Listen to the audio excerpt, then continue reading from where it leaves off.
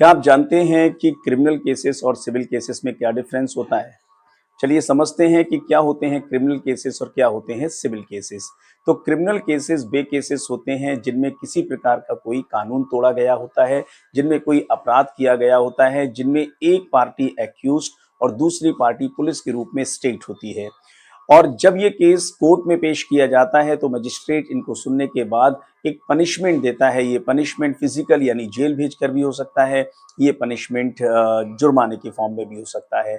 जबकि civil cases वे cases होते हैं जो तब फाइल किए जाते हैं जब दो पार्टी किसी एक चीज के ऊपर अपना क्लेम करती हैं। जैसे कि मान लीजिए किसी एक घर के ऊपर दो लोग कहते हैं कि ये मेरा है, और जब ये केस कोर्ट में जाता है तो जज साहब इसको सुनने के बाद अपना फैसला देते हैं और बताते हैं कि ये घर किसको जाएगा, यानी इवेंचुअली किसी को पनिशमेंट नहीं दिया गया, प्रॉपर्टी एक व्यक्ति को दे दी गई।